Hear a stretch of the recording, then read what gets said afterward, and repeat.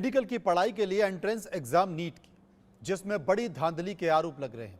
National eligibility cum entrance test यानी कि NEET देश में मेडिकल एजुकेशन का एक गेटवे है। जिन छात्रों को मेडिकल के क्षेत्र में करियर बनाना है, डॉक्टर बनना है, उनके लिए नीट की परीक्षा पास करना जरूरी है। नीट के स्कोर के आधार पर ही देश के अलग अलग मेडिकल कॉलेजों में अलग अलग स्ट्रीम के एडमिशन होते हैं। लेकिन अब की बार नीट की परीक्षा में धांधली के आरोप लग रहे हैं। वजह है नीट परीक्षा में एक साथ 67 छात्रों ने टॉप किया है। एक सेंटर में 8 बच्चों को 720 में से 720 नंबर मिले। इसके बाद नीट के रिजल्ट पर सवाल खड़े हो रहे हैं और लोग इसे लेकर क्या सोचते हैं, जनता की इस पर क्या रहा है, आपको हम दिखाएंगे। लेकिन इसके पहले सुनिए इस पूरे मामले को लेकर मोशन एजुकेशन के निदेशक नितिन विजय क्या कहते हैं। नीट का रिजल्ट आए हुए कुछ दिन जरूर हो गए हैं, मगर नीट के रिजल्ट आने के साथ साथ ही विवाद भी कई खड़े हो गए हैं। इस बार देखा गया है कि नीट की रिजल्ट में ये चीज़ सामने आई है कि कई बच्चों के पूरे में से पूरे अंक आए हैं और कई बच्चे जो हैं वो निराशा की भावना में जी रहे हैं। इस विषय पर बात करने के लिए हमारे साथ मोशन एजुकेशन के डायरेक्टर नितिन विजय यहाँ पर मौजूद है, उनसे बातचीत करना चाहेंगे। सर, इस बार जो रिजल्ट आया है वो काफ़ी चौंकाने वाला आया है। इतिहास गवाह है कि कभी इस तरह का रिजल्ट सामने नहीं आया। कई बच्चों के पूरे में से पूरे अंक हैं और कई बच्चों की फर्स्ट रैंक है। सर, इस रिजल्ट को किस तरह से देखते हैं? क्या इस पे कोई सवालिया निशान खड़े होते हैं? पहली बात तो मेरे हिसाब से मुझे आश्चर्य हो रहा है कि जिस एग्जामिनेशन को 24 लाख बच्चे दे रहे हैं उसका पेपर ऐसा बनाया गया कि 70 बच्चों के आसपास के 720 में 720 आ गए। क्या एनटी को पता नहीं पड़ रहा था कि स्टैटिस्टिक्स कहती है, मैथ्स कहती है कि अगर इतने बच्चे बैठ रहे हैं तो कम से कम 250 बच्चों का 250 नंबर्स का गैप होना चाहिए लोवेस्ट और हाईएस्ट में, वरना डिस्क्रिपेंसी आएगी। आपको मैं एक डेटा बताता हूँ, थोड़ा सा समय लूंगा। आपको जानकर आश्चर्य होगा, 685 नंबर पर 6700 बच्चे हैं। 6700 बच्चे एक ही नंबर पे, कैसे उनको कॉलेजेस मिल पाएंगे? कैसे डिफरेंशिएशन हम कर पाएंगे? आप सोचो, हो सकता है फर्स्ट रैंक वाले को भी एम्स ना मिल रहा हो। उसके अलावा जो सबसे बड़े, जिसे हम बोलेंगे चमत्कार हुआ है, 718 719 नंबर आ गए, जो कि पॉसिबल ही नहीं है। हम सबके कान खड़े हुए, 718 719 कैसे आ गए? जब हमने उसके लिए एक वीडियो डाला तो वो ट्विटर पे ट्रेंड भी हुआ, तो एनटी ने अगले दिन जवाब भेजा कि ये हमने ग्रेस मार्क्स दिए थे बच्चों को जिनका टाइम लॉस हो गया था। पहली बात, ऐसी कोई प्रक्रिया के बारे में नहीं बताया गया और जिस दिन मार्कशीट आई उस दिन भी नहीं बताया गया। 718 719 पे इस ग्रेस मार्क्स का, वो भी जिसका टाइम लैप्स हुआ है, उस पे देने का क्या मतलब है? और दिया है तो कितने बच्चों को दिया है, किस बेसिस पे दिया, उनकी मार्कशीट में सब कुछ मेंशन होना चाहिए। दूसरा हमारा सवाल ये है कि जिनके 720 में से 720 आए हैं, क्या उनमें भी कोई ऐसा बच्चा है जिसके ग्रेस मार्क्स देकर 720 में से 720 लाए गए हैं? अगर वो है तो कौन है? एक और जो सवाल निशान है वो ये है कि एक ही हरियाणा का सेंटर है झज्जर, वहां से 8 बच्चे टॉपर हैं। 8 एक ही सेंटर से आ जाना, मैं नहीं कह रहा हूं कि एक ही गांव में इतने लायक बच्चे नहीं हो सकते, पर अगर वो लायक हैं तो उसका वेरिफिकेशन करना बहुत आवश्यक है, क्योंकि अमूमन ऐसा होता नहीं है। तो 8 बच्चे एक ही जगह से आ गए, उनके सरनेम मिसिंग हैं, तो बहुत सारे बच्चों को लेकर ये डिस्क्रिपेंसी खड़ी हुई है। एनटी को पहले से सोचना चाहिए था कि इतने बच्चे अगर बैठ रहे हैं जिस एग्जामिनेशन 24 लाख, तो पेपर के लेवल को थोड़ा ढंग से स्टैब्लिश करना चाहिए था। ये बड़ा विषय है, ये देश के नौनिहालों से जुड़ा हुआ है, इसलिए इसके कई सारे सवाल लेकर हम लोगों के बीच पहुंचे, वहां पर जाकर उनसे राय ली। अब आपके सामने इस पर विस्तार से चर्चा भी करेंगे, समझने की कोशिश भी करेंगे। पहला सवाल हमने लोगों से क्या पूछा? पहला सवाल हमने लोगों से पूछा कि आपको लगता है कि मेडिकल एंट्रेंस के सबसे बड़े इम्तिहान नीट के रिजल्ट में धांधली हुई? 65% लोगों ने कहा हाँ धांधली हुई। 27% लोगों ने कहा धांधली नहीं हुई है और 8% लोग ऐसे थे जो इस पूरे मामले पर कुछ भी कहना नहीं चाहते। ज्योति अरोड़ा जो कि एजुकेशनल काउंसलर हैं, हमारे साथ मौजूद हैं। विक्रम विश्वास फाउंडर हैं success education point. Khagesh Jha भी हमारे साथ जुड़ेंगे, उनसे भी हम चर्चा करेंगे। लेकिन सबसे पहले ज्योति मेरे साथ है। ज्योति, आप इस पूरे मामले पर क्या मानती हैं? क्योंकि जो सवाल हमने पूछा उस सवाल में 65% लोग ये मान रहे थे कि हाँ घपला हुआ है, घोटाला हुआ है। नमस्कार सभी दर्शकों को, मेरा नमस्कार। सबसे पहले तो मैं शुक्रिया अदा करना चाहूँगी इंडिया टीवी का, जिन्होंने मुझे यहाँ पे आके इस चर्चा पे बोलने का मौका दिया। ये जो 65% जो जनता है, ये वो जनता है जो एक्चुअल में कैपेबल कैंडिडेट्स के पेरेंट्स हैं या वो कैपेबल पेरेंट्स हैं। 27% जो ये कह रहे हैं कि नहीं, या बाकी का जो 8% का आंकड़ा जो ये कह रहा है कि जी कह नहीं सकते, ये वो लोग हैं जिन्होंने इस पर्चे को खरीदा है, उसमें पढ़े हैं, कैपेबल नहीं हैं और एक टॉप कॉलेज में एडमिशन ले करके हमारे ही बच्चों का, हमारे ही पेरेंट्स का, हमारे ही सदस्यों का इलाज करेंगे। हम अपने देश के भविष्य का चुनाव अपने हाथों से कर रहे हैं, चुप रह करके, ये कह के कि हमें नहीं पता, कह नहीं सकते या नीट में धांधली नहीं हुई। इतने सारे सबूत होने के बावजूद भी अगर हम चुप रह रहे हैं या अगर हम ये कह रहे हैं कि नहीं हुआ, तो आप किस बिहाफ पे कह रहे हैं कि जी नहीं हुआ? इतने सारे सबूत, आज तक की हिस्ट्री में ऐसा कभी नहीं हुआ कि 67 कैंडिडेट रैंक 1 लेकर आए। और इसमें भी एक बहुत बड़ा क्वेश्चन मार्क ये लगता है कि रैंक 1 होती है, 2 होती है, 3 होती है, 4 होती है, 5 होती है। ये डेसिमल में कब से रैंक होने लगी कि जी 1.5 रैंक है, 2.5 रैंक है, 3.5 रैंक है? क्या मैं ये कहूँगी कि मैं 1.5वें नंबर पर हूँ? ये क्या लॉजिक है? एनटीए जवाब दे इस चीज़ का। सभी पेरेंट्स की तरफ से, जो पीड़ित बच्चे हैं, जो पीड़ित पेरेंट्स हैं, मैं उनकी तरफ से माननीय मुख्यमंत्री जी को, शिक्षा मंत्री जी को हाथ जोड़ के ये विनती करती हूँ कि इस चीज़ की कार्रवाई की जाए, जांच की जाए, कैलिबर बच्चों को मौका दिया जाए और जो बच्चों ने फ्रॉडगिरी से, गलत तरीके से पेपर को लिया है। विक्रम विश्वास नंबर हमारे लाए साथ हैं। मौजूद है, जो कि फाउंडर है सक्सेस एजुकेशन पॉइंट के। विक्रम साहब, आप क्या मानते हैं इस पूरे मामले पर, जी नमस्कार सर। तकनीकी तौर पर? जी नमस्कार सर। इसमें मेरा ये मानना है कि सर इसमें बहुत बड़ी धांधली हुई है। ये जो रिज़ल्ट आया ये जेन्युइन रिज़ल्ट बिल्कुल नहीं है। अभी तक पूरे देश वालों को पूरा ट्रस्ट था एनटीए के ऊपर, लेकिन वो ट्रस्ट सब बच्चों का टूट गया। अब इसको बोला जा रहा है नॉन ट्रस्टेबल एजेंसी। बच्चों को बिल्कुल इसके ऊपर ट्रस्ट नहीं है। यहाँ पे कई ऐसे रिज़ल्ट फेक देखे गए हैं जहाँ पे 720 में से बच्चे को 719 या फिर 718 मार्क्स दिए गए हैं। तो मैं एनटीए से बस यही रिक्वेस्ट करना चाहूँगा, पूछना चाहूँगा कि अगर एक बच्चा एक क्वेश्चन छोड़ता है तो जाहिर सी बात है उसके 4 जो मार्क्स है वो डिड्यूस होंगे, कम हो जाएंगे, और एक अगर गलत करता है तो 5 नंबर उसके कम होते हैं। तो यहाँ पे फिर बच्चे के 719 और 718 मार्क्स कैसे आ सकते हैं? ये बड़ा सवाल है, इसकी लेकर चर्चा हर कोई कर रहा है। हमने एक और सवाल पूछा, लोगों से पूछा, और वो सवाल था कि नीट के रिजल्ट में धांधली के आरोपों के बाद आप क्या एक्शन लेना चाहते हैं? रिजल्ट की पूरी जांच हो, 62% लोगों ने कहा, 8% लोगों ने कहा कि नई रैंकिंग जारी की जाए, 21% लोगों ने कहा रिजल्ट रद्द किया जाए, और 9% उस पर कुछ भी कहना नहीं चाहते।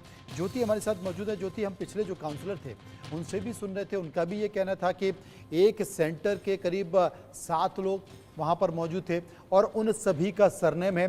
तो सबसे पहले उन्होंने ये भी कहा कि ऐसा नहीं मानते कि एक गाँव में इतने टैलेंटेड लोग नहीं हो सकते हैं, क्योंकि बहुत सारे एक गांव है जिसमें से कई सारे ब्यूरोक्रेट निकल चुके हैं, आईएएस निकल चुके हैं, आईपीएस निकल चुके हैं। तो एक गांव में भी टैलेंटेड लोग हो सकते हैं, लेकिन उनका वेरिफिकेशन किया जाए, उनका अलग से इम्तहान लिया जाए और ये पता किया जाए कि वाकई ये टैलेंटेड है या फिर नहीं। बिल्कुल सर, इसके लिए सभी पेरेंट्स की ये डिमांड है कि रीनीट होना चाहिए, एग्ज़ाम को दोबारा से किया जाए। इतनी रैंक बढ़ने के बाद में आज की डेट में 650 स्कोर वाले कैंडिडेट को, जबकि पिछले मैं आपको रोकना चाहता हूं, एक बड़ी खबर आ रही है ज्योति जी। बड़ी खबर यह है कि सुप्रीम कोर्ट ये पूरा मामला पहुंच चुका है। नीट पेपर लीक मामला सुप्रीम कोर्ट पहुंच चुका है। सुप्रीम कोर्ट में इसे लेकर याचिका भी लगा दी गई है और कोर्ट से जल्द सुनवाई की मांग की गई है। नीट को लेकर, नीट विवाद को लेकर यह बड़ा मुद्दा है। मैं आपको बता दूं, क्योंकि ये कई लाख छात्रों से जुड़ा हुआ मामला है, ये बच्चों के भविष्य से जुड़ा हुआ मामला है। आशीष सिन्हा हमारे सहयोगी इस वक्त हमारे साथ पहुंच गए। आशीष, सुप्रीम कोर्ट पहुंच चुका है? देखिए, ये पहुंचना ही था, क्योंकि हमारे चैनल इंडिया न्यूज ने मुहिम भी छेड़ रखी है कि जो बच्चे हैं उन्हें इंसाफ दिलाना है। और ये 100-200 बच्चों का मामला नहीं, 10 लाख से ज्यादा बच्चों का मामला है। और ये पूरा जो विवाद है, नीट यूजी 2024 का ये मामला सुप्रीम कोर्ट पहुंच गया है। उसकी कॉपी भी हमारे पास है। दरअसल एक छात्रों के एक समूह ने सुप्रीम कोर्ट में एक पिटीशन फाइल की है, जिसमें उन्होंने मांग की है कि नीट यूजी 2024 का जो परीक्षा है उसे रद्द किया जाए, जो अभी हाल में हुई थी, यानी 5 मई को हुई थी, और नए सिरे से जो परीक्षा है वो कराई जाए। इसमें आरोप लगाया ये गया है कि 5 मई को जो परीक्षा आयोजित की गई थी नीट की, उसमें गड़बड़ी थी, क्योंकि याचिकाकर्ता के मुताबिक कई ऐसे मामले हैं जहां पर पेपर लीक की घटना हुई थी। उनका यह कहना है कि चूंकि ये संविधान के अनुच्छेद 14 यानी समानता का उल्लंघन है और इससे कुछ उम्मीदवारों को दूसरे तरीके से अनुचित लाभ मिला है और ये निष्पक्ष पूरी तरीके से ये जो पेपर था वो नहीं किया गया है, उसके रिजल्ट जारी नहीं किए गए हैं। हैरानी इस बात की है कि 14 तारीख को जो रिजल्ट आना था वो रिजल्ट पहले आ जाता है, 4 तारीख को वो रिजल्ट आ जाता है और रिजल्ट पे खामियां होती हैं।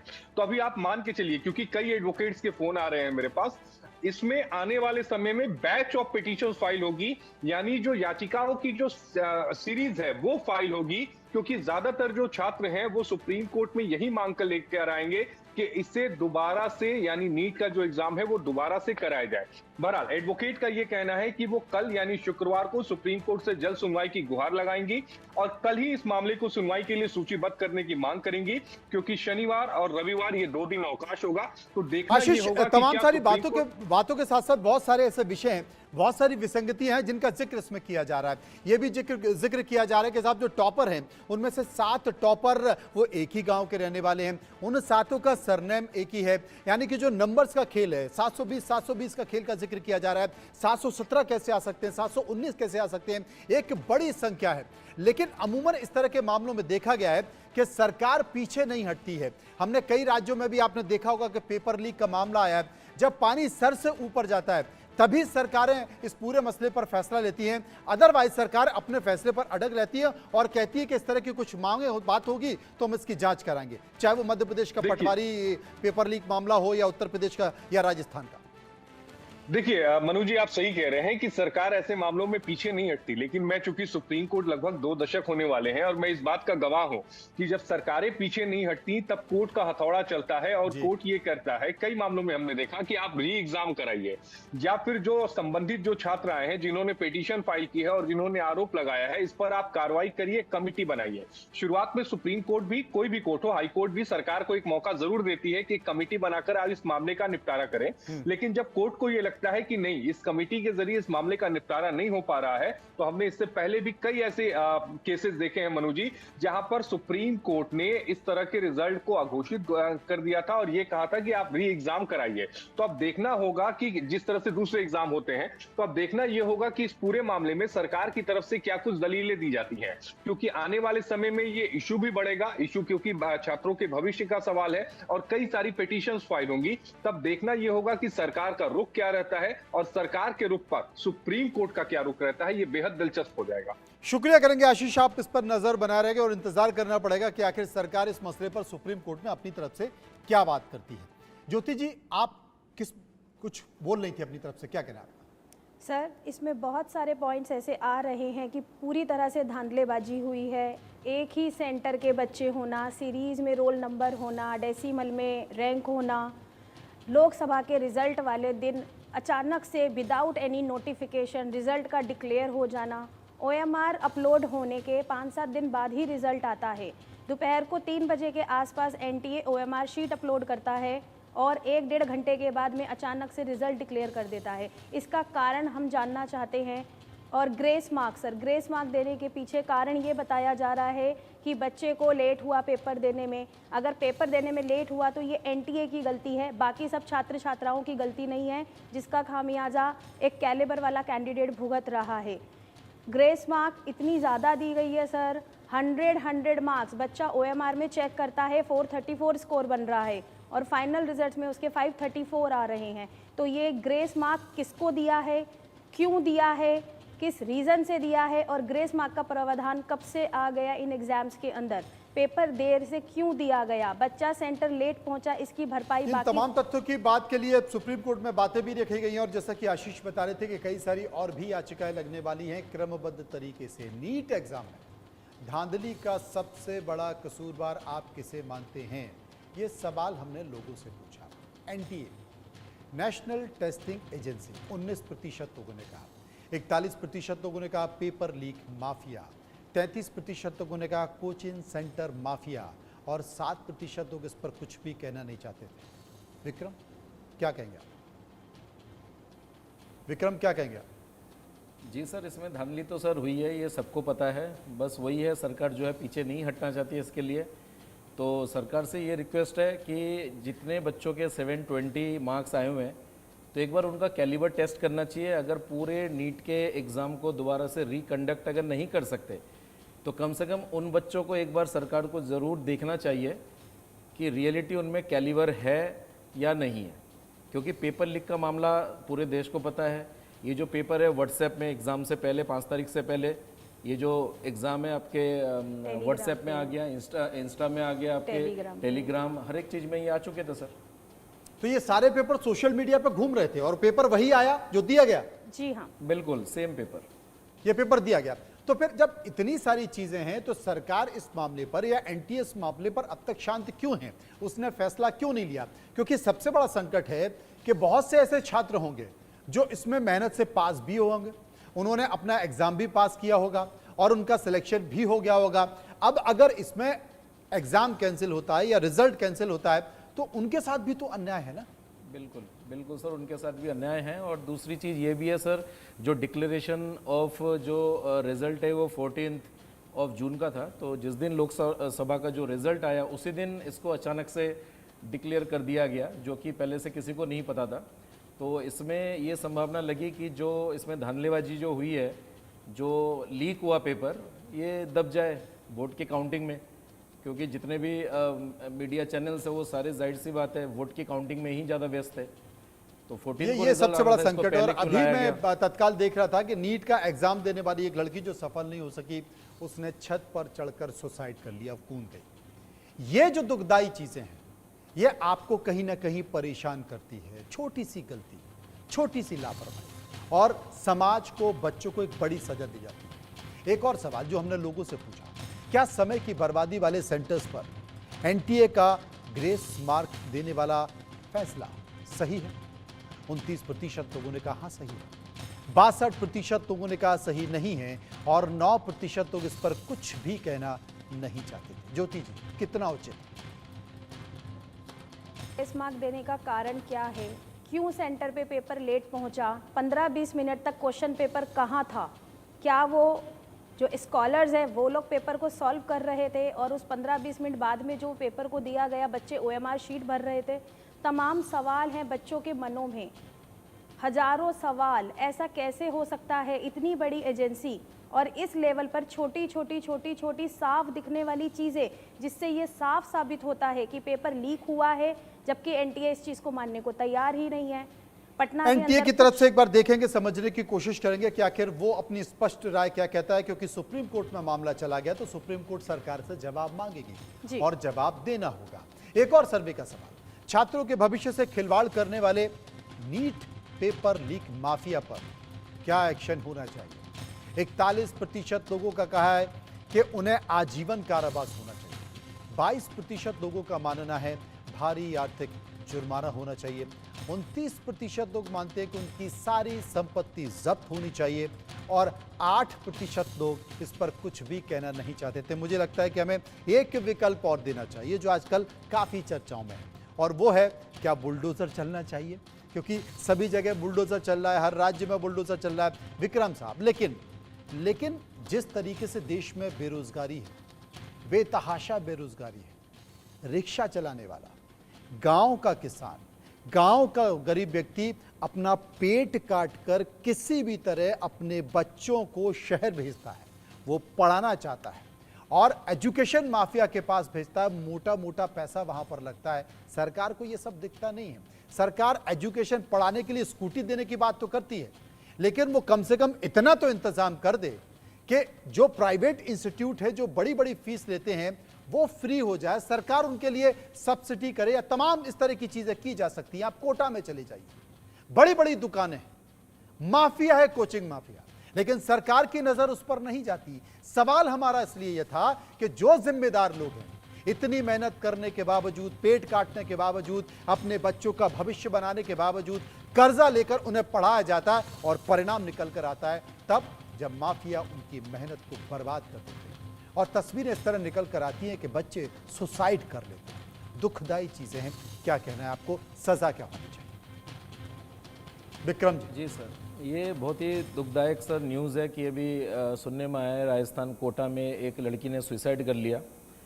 तो ऐसी चीज़ें सर, जो एजुकेशन माफिया है, जो पेपर लीक करवाते हैं, तो इनका जो मेन है सर, उन्हीं के वजह से ये सुसाइड हो रहे हैं सर। दूसरी बात सर ये है, जो ये काम जो कर रहे हैं, इनके ऊपर बिल्कुल बुलडोज़र चलना चाहिए या फिर कुछ भारी रकम इनके ऊपर जुर्माना लगाना चाहिए ताकि आगे ये केसेस रुके और ऐसे जो घटनाएं जो घट रही है इसके ऊपर रोक लगाई जाए। यकीन मानिए आप, यकीन मानिए सीमाओं पर बैठे आतंकवादियों से ज्यादा खतरनाक हैं इस तरह के लोग जो हमारे देश को खोखला कर रहे हैं, हमारे देश के नौनिहालों का जीवन बर्बाद कर रहे हैं। एक साल नहीं, कई साल बर्बाद हो जाते हैं। बच्चे अपनी पढ़ाई छोड़कर सिर्फ तैयारी करते हैं, उनका खाना पीना सब कुछ एक तरफ और उनका सपना एक तरफ कि मुझे सिलेक्शन होना है, मेरा सिलेक्शन होगा तो मेरा भविष्य बन पाएगा।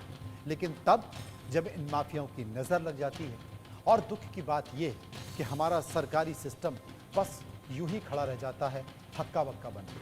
कई राज्यों से खबर आती है, चाहे वो वन रक्षक भर्ती की बात हो, चाहे वो सेना के जवानों की भर्ती की बात हो, पटवारी भर्ती की बात हो, शिक्षा कर्मियों के भर्ती की बात हो, लेक्चरर के भर्ती की बात हो, शायद ही कोई राज्य हो और शायद ही कोई परीक्षा हो जो इन माफियाओं से बच पाती हो। और हम हैं कि ढूंढ रहे हैं उन दुश्मनों को जो सीमा पार बैठे हैं। हमारे देश की सीमाओं में हमारे करीब बैठने वाले इन माफियाओं के बारे में क्या कभी गंभीरता से सरकार विचार करेगी? क्या कभी कोई फुल प्रूफ सिस्टम बन पाएगा? अगर बन जाएगा तो शायद देश के लिए ये बेहतर होगा। फिलहाल खबरों के सफर में इतना ही। सभी लोग मेरे साथ इस पर चर्चा में जुड़े रहे। आपका